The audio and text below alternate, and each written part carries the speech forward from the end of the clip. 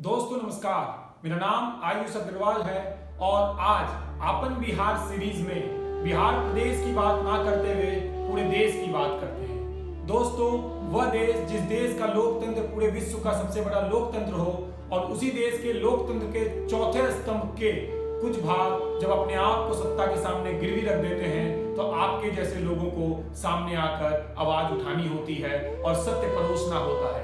दोस्तों, जब लोकतंत्र के चौथे स्तंभ अपने आप को गिरवी रखते हैं तो उस समय जनता से जुड़ी खबरें, जनता से सरोकार वाली खबरें, जिससे जनता यह तय कर पाती है कि हमारी सरकार, हमारी चुनी हुई सरकार कितनी पारदर्शिता के साथ कार्य कर रही है और उनकी कौन सी नीतियां किस स्तर तक, किस तरह के लोगों तक कितने अच्छे से पहुंच पा रही, यह सब टटोलने की कोशिश करती है। तो वह खबरें जब जनता नहीं जानती है तो वह हिंदू मुस्लिम के मुद्दों पर ही भटक कर रह जाती है। दोस्तों, इस अपन बिहार वाले सीरीज में आप 5 तारीखों को याद रखिए। जो जनता कर्फ्यू 22 मार्च को हुआ था, उसके बाद पहला लॉकडाउन 25 मार्च, उसके बाद 15 अप्रैल लॉकडाउन सेकंड, उसके बाद 4 मई लॉकडाउन थर्ड, फिर 18 मई lockdown 4 and then 1 June till 30 June lockdown 5। दोस्तों, ये 5 डेट है जो आपको पूरे वीडियो में याद रखना है। अब मैं बात करता हूं जरा पीएम केयर फंड की। पीएम केयर फंड एक ऐसा अकाउंट बन करके आया जिसमें लोगों के द्वारा बढ़ चढ़कर डोनेशन दिया गया ताकि कोरोना जैसी महामारी से सरकार लड़ सके। सरकार के साथ कंधे से कंधा मिला करके आम जनता, अलग अलग कंपनीज, बड़े बड़े लोग साथ आए ताकि सरकार अपने स्तर पर कार्य कर सके और हर उस गरीब तबके के साथ मिलकर खड़े हो सके जिस गरीब तबके के वजह से हमारा देश चलता हो, जिस गरीब तबके के वजह से, जिस वर्ग की वजह से हमारे देश की जीडीपी चलती हो, जिस वर्ग की वजह से देश की तमाम फैक्ट्रियां चलती हो। लेकिन दुख की बात यह है कि सरकार उन मजदूर भाइयों को घर तक पहुंचाने में, सुरक्षित तरीके से घर तक पहुंचाने में कहीं ना कहीं असफल जरूर नजर आई। इसी के लिए महाराष्ट्र में सोनू सूद जैसे लोग सामने आए तो अन्य जगहों पर अन्य लोग सामने आते नजर आए। दोस्तों, मैं जरा बात करना चाहता हूं कि पीएम केयर फंड में कितने रुपए आए। पीएम केयर फंड में लगभग 9,677.9 करोड़, लगभग आंकड़ा कहता है कि $1.27 बिलियन जब 28 मार्च को अनाउंस किया गया था पीएम केयर फंड से रिलेटेड बातें, उसके बाद 52 दिनों के अंदर में $1.27 बिलियन का फंड पीएम केयर फंड में आ जाता है। और उसके बाद क्या प्रोग्रेस हुआ, नहीं हुआ, यह सिर्फ और सिर्फ एक बार आदरणीय प्रधानमंत्री नरेंद्र मोदी जी ने जनता के सामने बताया। उन्होंने बताया 13 मई को उन्होंने पहली बार बताया कि 3100 करोड़ रुपए कोविड-19 वर्क्स में खर्चा हुआ और वो पहला और आखिरी अनाउंसमेंट था जो प्रधानमंत्री नरेंद्र मोदी जी ने बताया। और मैं यह बताना चाहता हूं कि उसमें से जितना पैसा उस समय तक पीएम केयर फंड में आया था वह सिर्फ 32% का हिसाब भी नहीं कहेंगे, लेकिन प्रधानमंत्री श्री मोदी जी ने बताया। अब मैं कहना चाहता हूं इसमें थोड़ा सा हिसाब किताब लेने की जरूरत है आपको भी, हमको भी और आम नागरिक सबको, कि एक बात तय की गई कि प्राइवेट लैब 4500 रुपए से ज्यादा नहीं ले सकता आरटीपीसीआर टेस्ट के लिए। तो मैं यह जानना चाहता हूं कि सरकार ने कितना टेस्ट कराया। जितना पैसा पीएम केयर फंड में आया था, अगर उतना का उतना पैसा पूरी अगर टेस्टिंग में लगा दिया गया होता तो 21.5 मिलियन टेस्ट सरकार अपने दम पर करा सकती थी। जबकि आंकड़ा कहता है कि मई 19 तक सिर्फ और सिर्फ सरकार ने 2.4 मिलियन टेस्ट ही करा सका। सरकार कहीं असफल तो नहीं है? यह सवाल पूछना जायज होता है। दूसरी बात मैं पूछना चाहता हूं, चलिए छोड़ दीजिए टेस्टिंग को, अगर जिस वर्ग की बात मैंने इस वीडियो में सबसे पहले की थी, अगर उस वर्ग की बात कर ले सिर्फ, तो जितना पैसा पीएम केयर फंड में उस डेट तक आया था, और अगर लेबर को वडोदरा से लखनऊ तक जाने में श्रमिक एक्सप्रेस में 700 रुपए की टिकट कटती है, और अगर सरकार सभी के एक्सप्रेस की टिकट का भी बंदोबस्त कर देती तो सरकार लगभग 138.2 मिलियन लोगों को अपने घर पहुंचा देती। क्या सरकार इसमें असफल तो नहीं?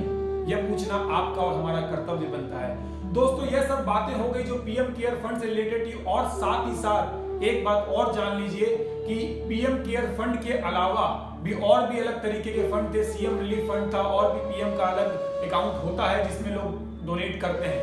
साथ साथ एक बार और जानिए कि एमपी लेड फंड से भी सरकार को पैसे आए हैं। उस पैसे का क्या हुआ, क्योंकि इसका हिसाब कौन देगा? दोस्तों एंटी लेट फंड की अगर बात कर ले तो लगभग अप्रैल 6, 2020 तक सरकार को 7800 करोड़ का डोनेशन आता है। इतने रुपए सरकार ने लिया, इस पैसे का हिसाब कौन देगा?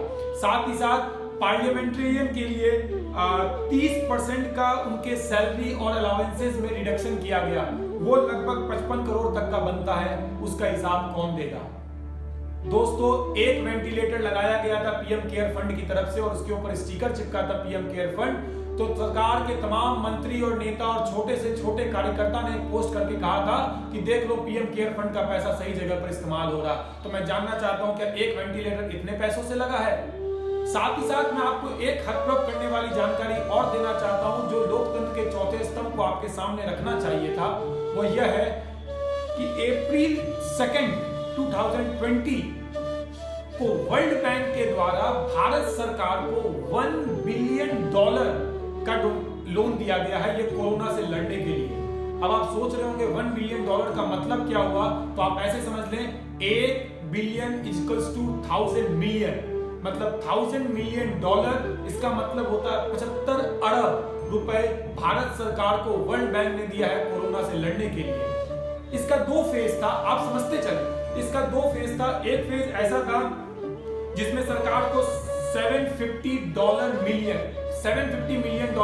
दिया जा चुका है और दूसरा फेज है $250 मिलियन का जो सरकार को पोस्ट जुलाई दिया जाएगा। अब आप कहेंगे इसका हिसाब कौन देगा, सरकार क्या होगी? अब आप याद कीजिए जो मैंने आपको 5-6 डेट बताई थी। अब आप उस डेट पर अगर जाएंगे तो देखेंगे कि 12 मई को सरकार ने एक रिलीफ पैकेज की भी घोषणा की थी। उस पैकेज का क्या हुआ? उस पैकेज में क्या हुआ उसके बाद आप आइए।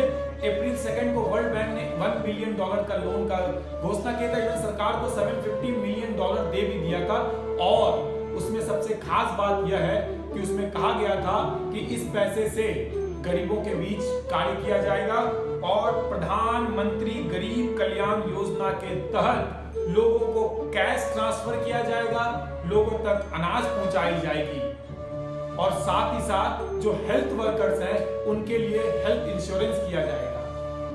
दोस्तों इंश्योरेंस सपोर्ट दिया जाएगा। तो मैं क्या यह मानूं कि वर्ल्ड बैंक के द्वारा जो दिया गया पैसा था उसके द्वारा उसी की मदद से सरकार ने जो राशि लोगों के खाते में भेजी है वो उसी पैसे की मदद से हुआ है? क्या जो अनाज मिला है वो उसी पैसे की मदद से मिला है? तो क्यों नहीं लोकतंत्र के चौथे स्तंभ ने सबके सामने आकर कहा और प्रधानमंत्री या फिर सरकार के तमाम मंत्रियों ने यह क्यों नहीं कहा कि वर्ल्ड बैंक से भी हमने $1 बिलियन का लोन लिया है? दोस्तों ये एक ऐसी चीज है जो आपको शायद आपके बीच ना आती, आप कभी ना जान पाते। इसलिए जब मुझे कल इस बात का पता लगा तो मैं जाके वर्ल्ड बैंक का वेबसाइट खोला, सारी चीजें चेक की और आपको एक हैरान करने वाली बात और बता दूं कि कुछ और कंट्री को भी वर्ल्ड बैंक ने लोन दिया है। अब उसके आंकड़े को सुन लें। इंडिया को जहां $1000 मिलियन लोन मिला है तो श्रीलंका को $128.6 मिलियन, पाकिस्तान को सिर्फ और सिर्फ $200 मिलियन और अर्जेंटीना को सिर्फ $35 मिलियन। तो भारत सरकार ने $1 बिलियन का लोन क्यों लिया?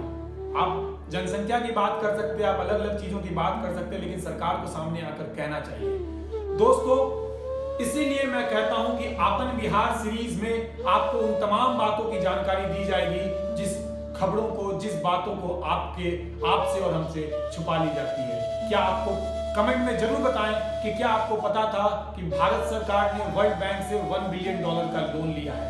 क्या आपको यह पता था कि भारत सरकार ने कोविड-19 वाले जो पीएम केयर फंड में पैसा आया उसका सिर्फ और सिर्फ एक बार 32% के बारे में जिक्र किया, उसके बाद कोई जिक्र नहीं है?